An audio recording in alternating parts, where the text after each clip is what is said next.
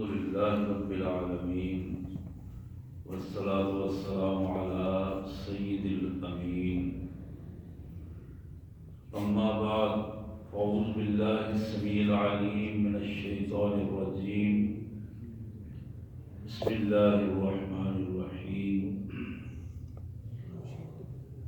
يا أيها الذين آمنوا اتقوا الله ولتنظر نفس ما قدمت لغد واتقوا الله إن الله خبير بما تعملون. ولا تكونوا كالذين نسوا الله فأنساهم أنفسهم أولئك هم الفاسقون.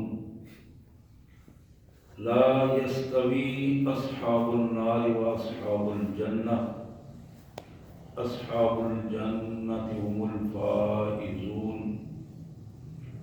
لو أنزلنا هذا القرآن على جبل لرأيته خاشعا متصدعا من خشية الله وتلك الأمثال نضربها للناس لعلهم يتفكرون. آمنت بالله صدق الله العظيم. اللهم صل على سيدنا ومولانا محمد وعلى آل سيدنا ومولانا محمد كما صليت على إبراهيم وعلى آل إبراهيم إنك حميد مجيد. اللهم بارك على محمد وعلى آل محمد كما باركت على إبراهيم وعلى آل إبراهيم إنك حميد مجيد. اللهم صل على جميع الأنبياء والمرسلين وعلى الملائكة المقربين وعلى سائر الصحابة والتابعين وعلى عباد الله الصالحين. اللہ کے پاک کلام قرآن مجید میں یہ 28واں پارہ ہے اور سورہ حشر کی آیت نمبر 18 سے 21 تک. 28واں پارہ سورہ حشر کی آخری رکوع کی پہلی 3 آیات ہیں، 4 آیات ہیں جو میں نے تلاوت کی. سب سے پہلے ان مبارک آیات کا ترجمہ اور مفہوم، اور پھر انشاءاللہ اس کے پس منظر میں اسلام کا جو پیغام ہے، ابدی پیغام ہے، حقیقی پیغام ہے، کامیابی کا پیغام ہے، اس دنیا میں بھی کامیابی اور نصرت اور اعلیٰ اور عرفہ رہنے کا پیغام ہے، اور آخرت کی کامیابی بھی اسلام ہی اس کی ضمانت دیتا ہے. اس پس منظر میں انشاءاللہ بات ہوگی. سب سے پہلے ان آیات کا مفہوم. اللہ کے مبارک نام سے جو بڑا مہربان، بہت زیادہ رحم کرنے والا ہے. یا ایھا الذین آمنوا اتقوا اللہ، اے ایمان والو اللہ سے ڈر جاؤ. یا ایھا الذین آمنوا اتقوا اللہ، اے ایمان والو اللہ سے ڈر جاؤ. وَلْتَنْظُرْ نَفْسٌ مَا قَدَّمَتْ لِغَدٍ، تم میں سے ہر ایک شخص اس بات کا پورا خیال رکھے کہ کل جب وہ اپنے اللہ کے حضور جائے گا اس کے دامن میں کیا ہوگا،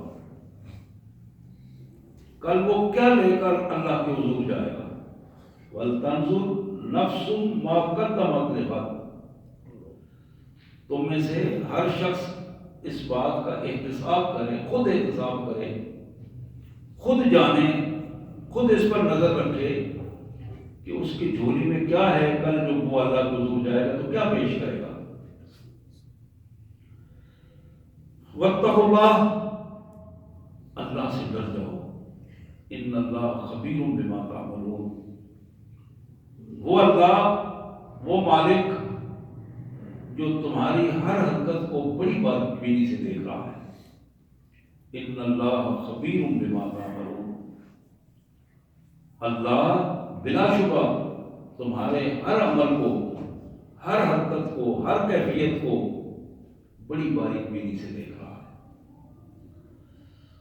وَلَا تَكُونُوا کالذین نسوا اللہ فانساہم انفسہم اولئک هم الفاسقون،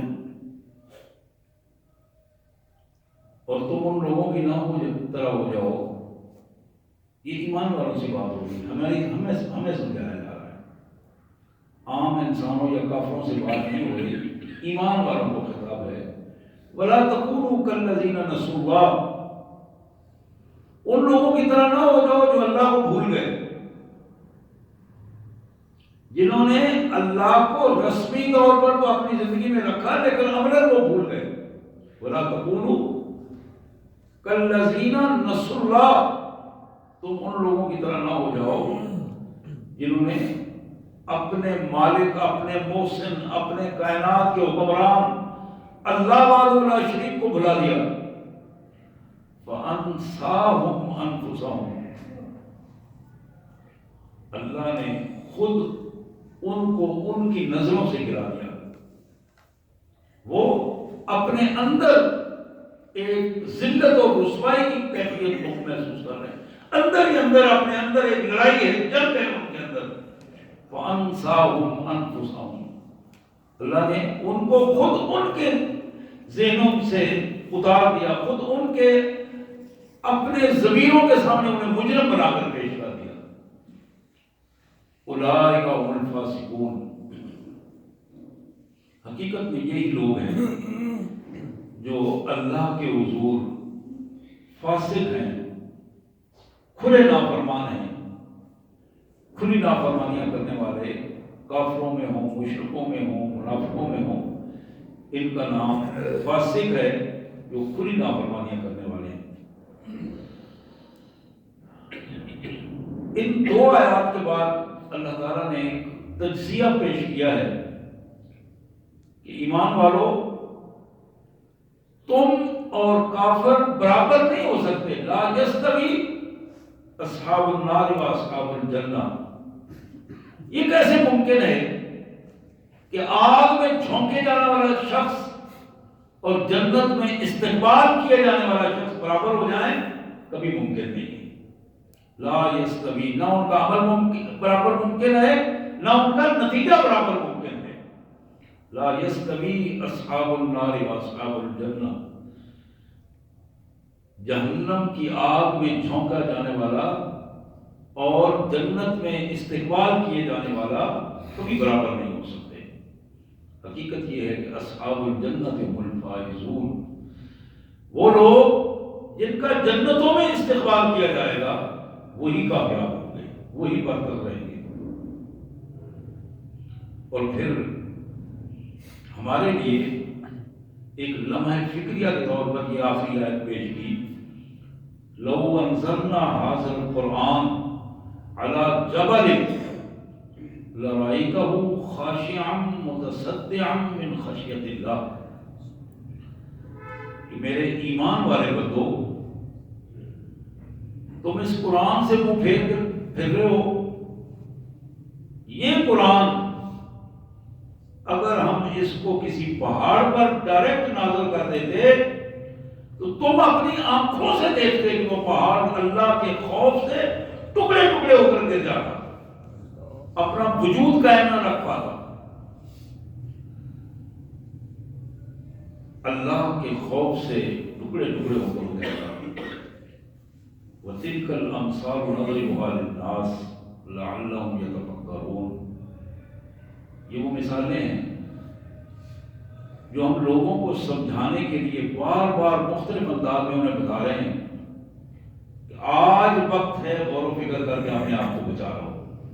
لعلہم یتفکرون، آج سمجھ جاؤ، آج بات کو سمجھ جاؤ، آج اپنے آپ کو بدل لو، غور و فکر کرو اور معاملہ فہمی کے ساتھ اپنی زندگی کو تبدیل کر لو. لعلہم یتفکرون. حضرات یہ آیات تھی سورہ حشر کی آیات ہیں 28ویں پارے سے آیت نمبر 18 سے لے کر 21 تک، جس کا سادہ سا مفہوم میں نے اپنے انداز میں آپ کے سامنے رکھا ہے.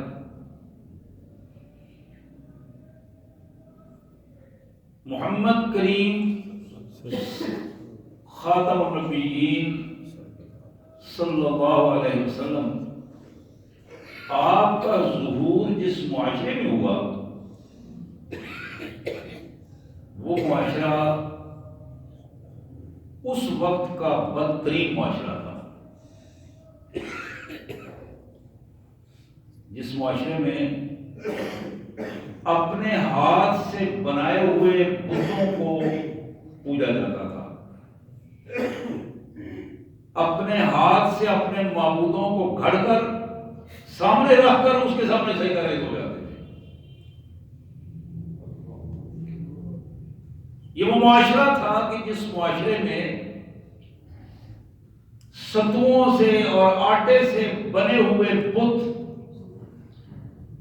جب ضرورت پڑتی, بھوک لگتی تو انہیں کھا لیا جاتا تھا, لیکن ان کے سامنے بھی سجدہ ریز ہوتے تھے.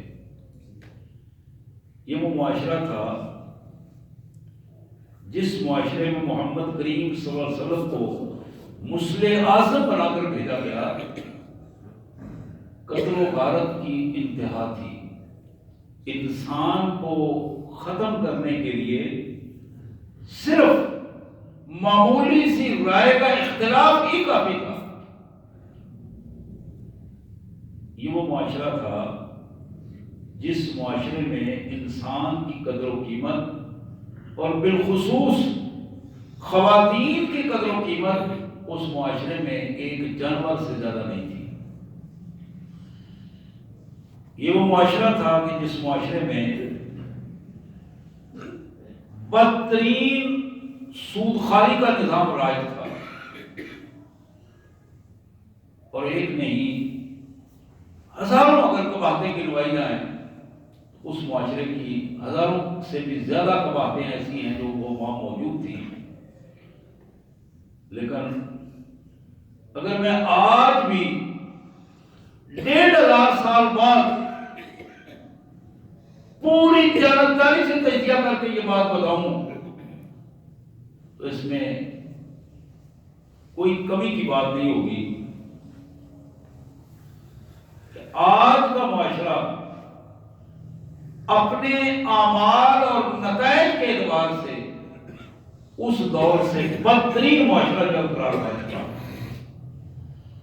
ان کی ایک ایک برائی کو شرک سے لے کر اخلاقی برائیوں تک ایک ایک برائی کا آپ تجزیہ کرتے چلے جائیں, لیکن وہ برائی جو ان کے ہاں موجود تھی, وہ کھلے بندوں موجود تھی, اس کا وہ اقرار کرتے تھے اور لوگوں کے سامنے وہ ساری چیزیں موجود تھی.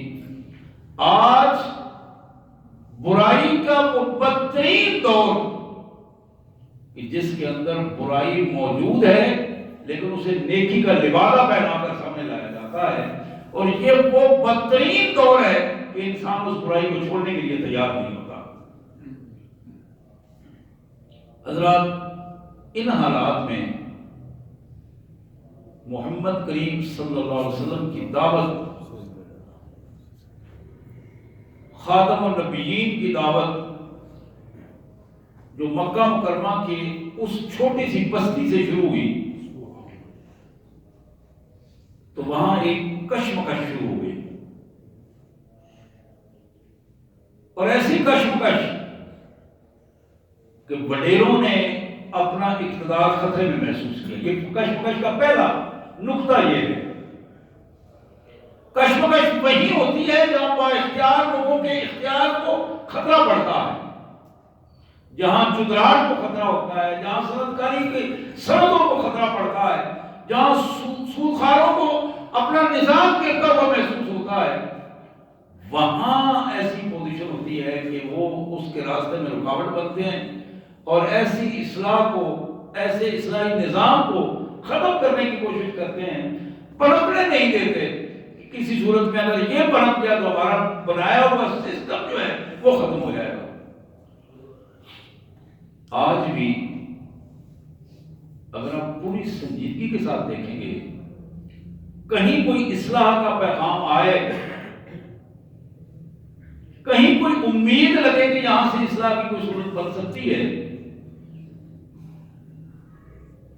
تو سارے کے سارے سود خوار, سارے کے سارے جاگیردار اور سارے کے سارے صنعت کار اپنی پارٹیوں اور اپنی حرکتوں سمیت ایک پلیٹ فارم پر اکٹھے ہو کر ایک ہی نعرہ لگاتے ہیں کہ اپنے سسٹم کو بچاؤ، سسٹم کو نہیں لینا ہونے کو، ہمیں اپنے سسٹم کو بچانا ہے۔ اس کا نام وہ کوئی بھی رکھ لیتے ہیں، وہ جمہوریت رکھتا ہے، وہ کس حساب میں کسی حساب میں۔ حضرات بالکل یہی کیفیت محمد کریم صلی اللہ علیہ وسلم کی دور مبارک میں تھی، اور اس دور میں جب یہ کشمکش اپنی انتہا کو پہنچی تو اس انتہائی کیفیت میں ایک چھوٹا سا قافلہ جو 15-20 افراد پر دو چار خواتین اور باقی مرد تھے، ان کو اجازت دی رسول اللہ صلی اللہ علیہ وسلم نے کہ مکہ مکرمہ سے آپ حبشہ میں ہجرت کر جائیں، وہاں کا بادشاہ اچھا ہے، عیسائی ہے اور خیر خواہ ہے، اپنی عوام کا بھی اور دوسرے لوگوں کو بھی موقع دیتا ہے کہ تم چلے جاؤ، شہرت اس کی اچھی ہے، وہاں آرام سے اپنے دین کے مطابق اپنی زندگی بسر کرنا۔ جب یہ قافلہ وہاں حبشہ میں پہنچا، وہاں نجاشی بڑا معروف بادشاہ تھا، بادشاہ کا ہی دور تھا، عیسائی تھا، تو ان کے پیچھے ایک وفد بھیجا گیا۔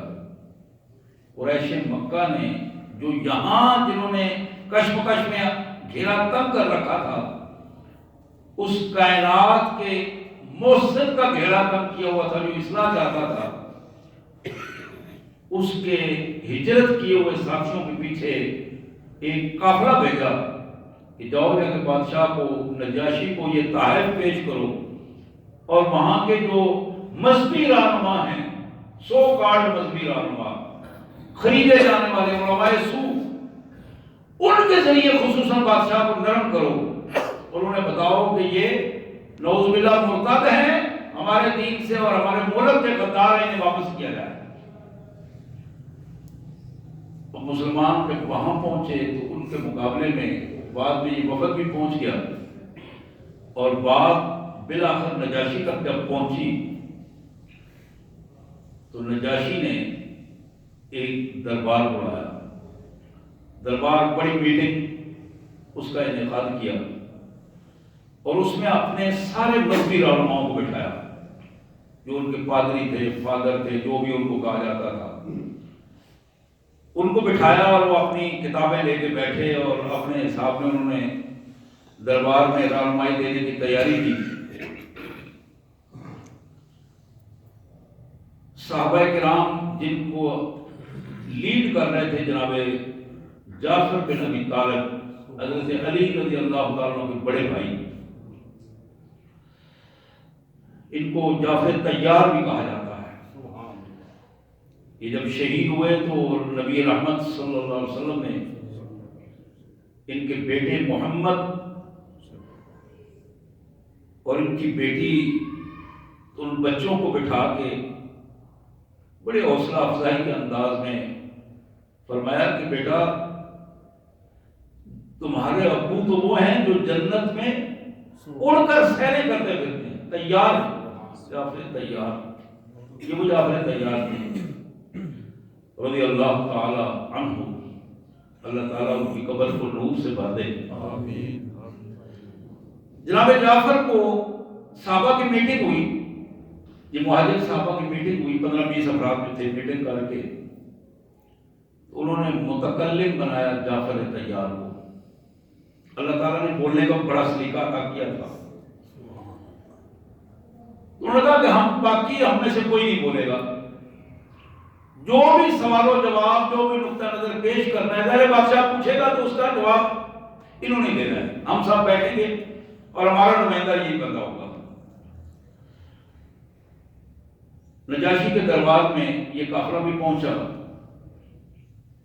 اور اس قافلے نے اپنی جگہ جب سنبھالی تو نجاشی نے سب سے پہلے کفار مکہ کے بھیجے ہوئے وفد کو بتایا کہ تم بتاؤ کہ کیا تمہارا الزام ہے۔ انہوں نے اپنی چارج شیٹ پیش کی کہ جناب بادشاہ سلامت، اور پھر وہیں انہوں نے تحائف بھی پیش کیے سر عام کہ جناب ہم اپنی مکہ کی اسٹیٹ کی طرف سے یہ تحائف لائے ہیں اور مکہ کے سرداروں نے ہمیں آپ کے پاس بھیجا ہے. یہ بندے جو آپ کے پاس آپ کی اسٹیٹ میں سلطنت میں آئے ہیں یہ بڑے فسادی ہیں نعوذ باللہ، اور ہماری اسٹیٹ کے یہ غدار ہیں. وہاں انہوں نے ایک نیا دین متعارف کروایا ہے، وہ نئے نبی کی کوئی بات کرتے ہیں. اس قسم کے ایک الزامات کی ایک پوری چارج شیٹ تھی جو انہوں نے پیش کی. تو نجاشی نے مسلمانوں کی طرف اشارہ کر کے کہا کہ آپ نے بات سن لی ہے، آپ کے پاس اس کا کیا جواب ہے اور آپ کا کیا دعویٰ ہے، کیا پیش کرتے ہیں آپ لوگوں کے سامنے جس کی وجہ سے آپ کو مجرم قرار دیا گیا ہے. وہاں جناب جعفر کی تقریر ہے چھوٹی سی، میں نے ایک ٹکڑا چھوٹا تھا اس کا آپ کے سامنے پیش کروں گا. آپ اندازہ کریں گے کہ دین اسلام کی اس صورت کو جناب جعفر بن ابی طالب نے پیش کی ہے وہ حقیقی صورت کیا ہے.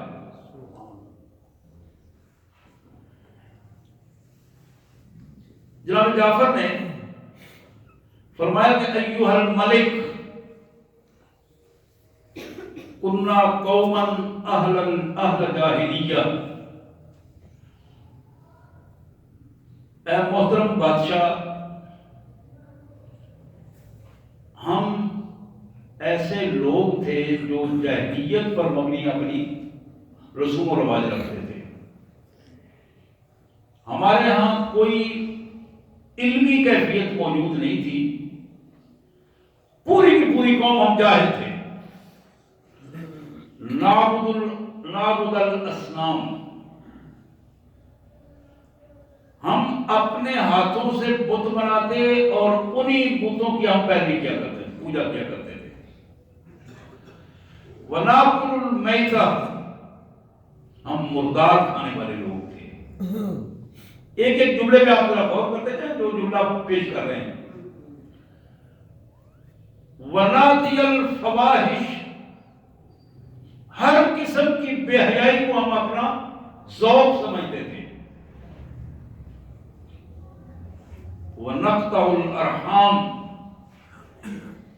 رشتوں کو ختم کرنا اور رشتوں کو بے توقیر کر دینا، رشتوں کو سے کٹ جانا اور صلہ رحمی کو ختم کر دینا، یہ ہماری ہابی تھی اور ہم خوشی سے اپنے اس تعلق کو ختم کیا کرتے تھے. وَنُسِيَ الْجَوَارِ، اور اگر کوئی ہمارا پڑوسی کمزور ہوتا رہائش میں یا ہمارے کاروبار میں یا ہماری زمینوں میں، ہمارا پڑوسی کمزور ہوتا تو ہم اس کو پڑوسی نہیں سمجھتے تھے، اس کا کوئی حق نہیں سمجھتے تھے. اس کو دبا دینا، اس کو رگڑ دینا، اس کو ہم اپنا حق سمجھتے تھے. وَيَأْكُلُ الْقَوِيُّ مِنَ الضَّعِيفِ، ہم میں سے جو طاقتور ہوتا تھا وہ کمزور کو کھا جاتا تھا. الفاظ ہیں بڑے زبردست الفاظ ہیں، ایک ایک چیز کو انہوں نے ایسے سامنے لائے. فَكُنَّا عَلَى ذَلِكَ، یہ ہمارا منظر تھا جس منظر میں ہم رہ رہے تھے. ایک منظر کشی انہوں نے کی بادشاہ کے سامنے کہ ہماری حالات ہمارے یہ تھے. حَتَّى بَعَثَ اللَّهُ إِلَيْنَا رَسُولًا مِنَّا، ان حالات میں اللہ نے ہم میں سے ایک اپنے بندے کو رسول بنا کر ہماری طرف بھیجا. فَكُنَّا عَلَى ذَلِكَ، یہ ہمارے حالات تھے. حَتَّى بَعَثَ اللَّهُ إِلَيْنَا رَسُولًا مِنَّا، ان حالات کے ہوتے ہوئے اللہ نے ایک رسول کو ہمیں میں سے ہمارے اندر مبعوث فرمایا. نعرف نسبہ، وہ رسول جس کے باپ دادا حسب نسب کو ہم جانتے ہیں.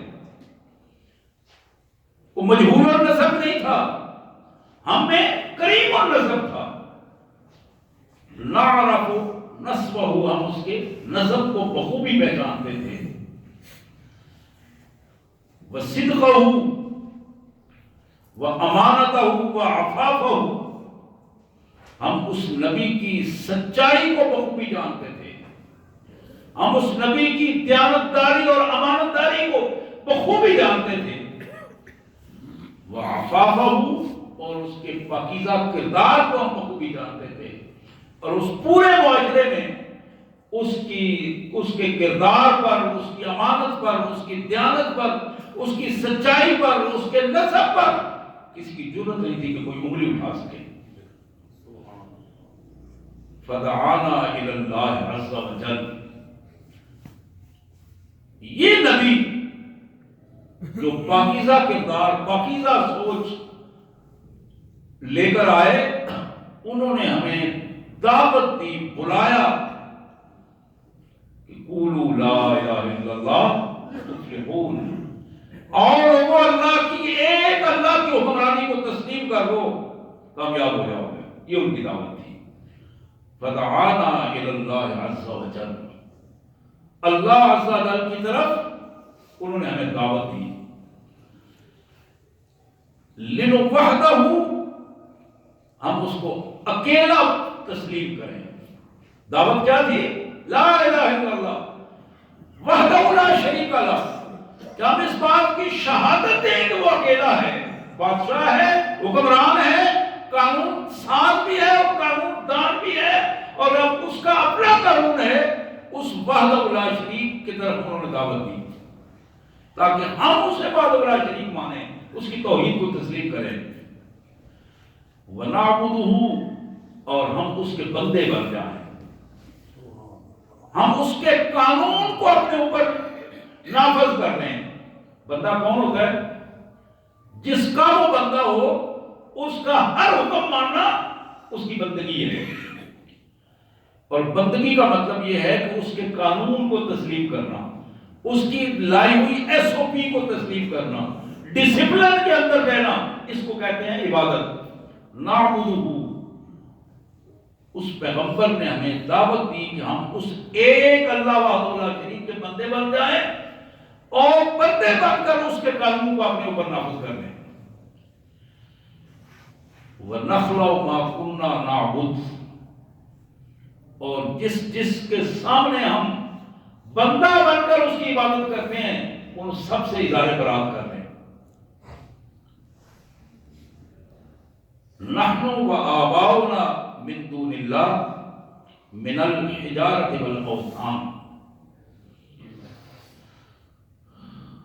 ہم پتھروں سے اور بتوں سے اپنی جان چھڑوا کر اپنے اور اپنے آباء و اجداد کے بنائے ہوئے ان بت خانوں کو اپنے ہاتھوں سے توڑ دیں اور اللہ وحدہ لا شریک کا بندہ بن کر اس کا اظہار کریں پوری دنیا میں.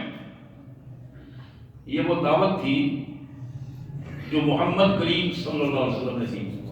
اب یہ اوپر والی بات انہوں نے عقیدے کی بات کی، ترتیب سے بات کی جناب جعفر نے، اور پہلی بات فدعانا الی اللہ، تو عقیدے کی بات کی. اب انہوں نے عبادت کی بات کی، دوسری بات پہ وَأَمَرَنَا،